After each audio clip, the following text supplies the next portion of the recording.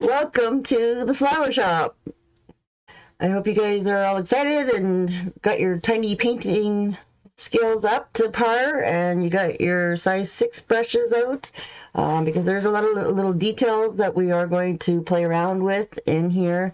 And you could make this a little bit bigger, guys, on a 16 by 20, and then that way you could make your little flower shop a little bit bigger, and your flowers would all be a little bit bigger if that's easier for you too as well. But the pattern is done for you. The biggest that I can make it is this is like a full sheet of paper that I made it, and it should fit really well on your 11 by 16. And or like I said, if you guys do try to wing it, you can try and redraw it like from my drawing, do your pattern and then just try to make it a little bit bigger. Tweak it with your scanning on your photocopies.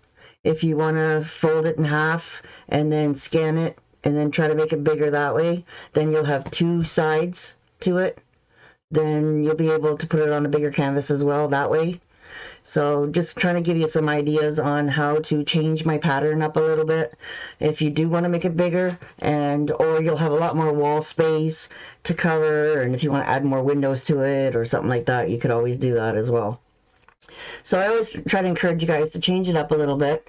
And because of the intensity of a lot of these little tiny strokes, I wanted to make sure that you guys are feeling really comfortable with the playing with these small brushes. Your number 1 script liner and your number 6 flat brush is what you're going to use, and also your small scruffy brush or an old 6, something small that you'll be able to use as a scruffy brush that we're going to pounce in and stuff like that. So you have about you have time to get those things ready, because today we're pretty much only going to cover getting that background started, getting our patterns on, the placement, getting our buckets started, getting our window and our door put in, and then we'll come back and we'll definitely start practicing all the tiny little strokes that you'll need as well to finish up all these small details and extra shading that I did to create this complete design. Okay, so I did do a lot of fussing and playing and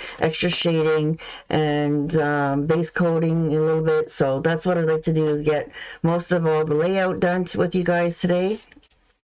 And then we can relax a little bit, not feeling like we're pressured to hurry up and finish this tonight.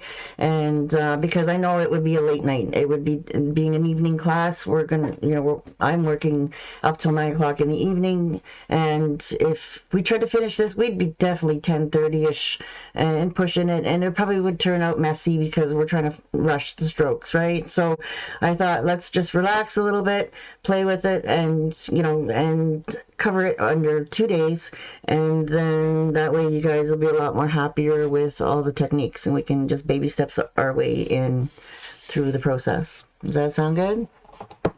And guys, just give me thumbs up. It's wonderful. Then I know you're catching on to what I'm saying. So I just want to review a little bit about the gesso process. So I really hope that you guys have watched the painting hack number 4, and you guys have all gessoed your canvases or your boards, your wrapped canvases or your boards. The original was done on a canvas that was a wrapped canvas. Okay, so I did get creative a little bit and paint around the sides of it just slightly, so that you could see around the edge of it if you're walking around. Okay, and then, but there's pros and cons about canvases. It doesn't matter what I'm painting on. I'm always like, oh, I wish I would have picked the board, or I wish I would have done that on a wrap canvas so I can play around the edge. So I am going to play around on a board. And again, the benefits of boards are that they're stable. They really are a harder surface.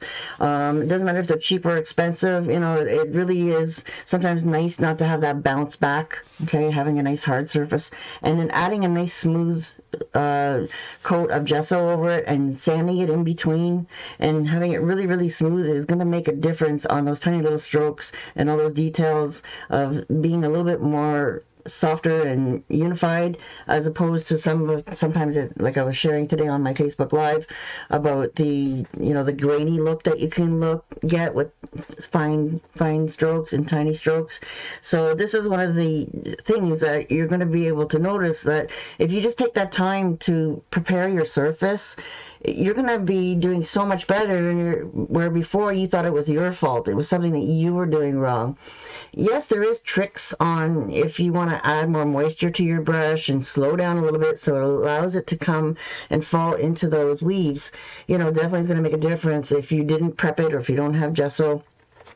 It really makes a difference on the amount of moisture you have and the speed, because you have to go over it with a little bit of a wash. Sometimes I've done some of my other projects you might have seen, even with my Santa Clauses when I did the beards. I was doing them on cheap canvases. I didn't prep them, and I was having a lot of that skipping, and then I ended up making like a milky wash over his beard after, just trying to cover all those little spots in the canvas. So through the years, I just, you learn and you go, well, it's just a paint party. But then you think, okay, I have this now that I might want to give away, or, I want to keep, and I want it to look the best it's going to be. And this is an intermediate project, guys. This is somebody who's feeling comfortable with one stroke already. I'm definitely baby stepping you guys all along the way, but, this is not a beginner project. And if you feel like you do need more help with stroke work, the intro to one stroke program, the first 5-6 courses that I have there in that program is really going to help you understand all the particular strokes. And then if you really want to get honing down on your tiny stroke work, then the whole tiny program that I created is really going to help you along the way as well with this project. So if you haven't jumped on the tiny painting program, then I highly suggest that you do. And I have a special promotion for you guys only today. And if you guys don't have it and you want to jump on it, I will give you let me know, message me on the side here or whatever, and I will send you an invoice for half price. Okay, because it's not on sale this week. And then get on it right away, so you have all week to get practicing. And then by the time we come back to finishing this next Tuesday, or next Wednesday, sorry, then you'll be feeling really comfortable to do it in the next, and to follow along with the actual project. Does that sound good? I know a couple of you all are on the tiny program already, but I'm not sure if all of you are. So like I said, even in the recording, when I get this up on my site, my member access, or in the downloads, I still want to offer this deal. So whoever jumps on this program, on this project here, just message me and I will give you the tiny painting for half price. Okay, just a little sneak little promo that I wanted to put in this course. Okay, because it is important to have all that under your belt, and I try to help you guys as much as I can with all the different promos. So, like I said, if you don't have gesso, I did find a good deal on a huge jug of it, okay, on Amazon. It's called Sargent Art, okay, liquid gesso, and it works really good. It's thin enough to fall into all the places. You can play with it really easy, and but it still gives you pretty good coverage.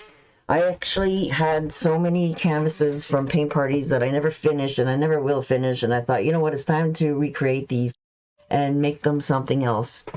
So I had all these canvases that were no good, so I ended up putting like 2-3 layers. Thinner is better than thicker, right? If you put, it's kind of be a little bit translucent, and then I did try to layer it on pretty thick, but I want a smooth look for today, so I was really fighting to try to keep it as smooth as possible. And there's a couple different ways you can do it. I find all the brushes, doesn't matter what you use for a brush to try to get it smooth, the best way that I found was with that roller. Okay, if you've seen in painting hack number 4, I used the roller to roll it on. If you have a bunch of canvases you want to prep, do it all in one day. So then that way you got that roller already full of paint. It's such a waste just to do one small canvas and then end up having to wash all that paint out of it, right? So try to get 2, 3, 4 canvases all together and get them all pre-gessoed. So that way then when you're ready to do a project, you've got them ready already nice and smooth. And then you have a couple maybe that you played around with texture, and you have some that are it's going to be very easy to get that look, right? So with the sorry, I do have a bit of a glare going on here. With the you can see that you can still see a little bit of my colors going on. And then you might even see where his eyeballs were. Let me see if I can try and get that glare gone.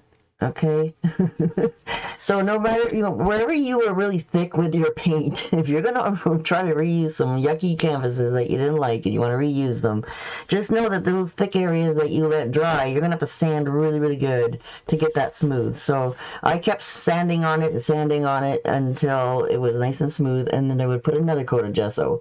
And then I played around on the edges on this one a little bit, guys. You can see almost the mottled look of the white gesso, where I was trying to get some twists and turns and this different looks all the way around the edges, and then the very, very middle is nice and smooth. So you can play around a little bit with your, board today, as well, if you want that little bit more texture in the background of your design today. But right where your flowers are going to be, guys, you definitely, inside your basket, you want to have that smooth on that part of the wall. So you could have some texture along everywhere else, like I didn't try to just focus on the center of my canvas being really smooth, and then having, a little bit more textured around the edges is going to be fine.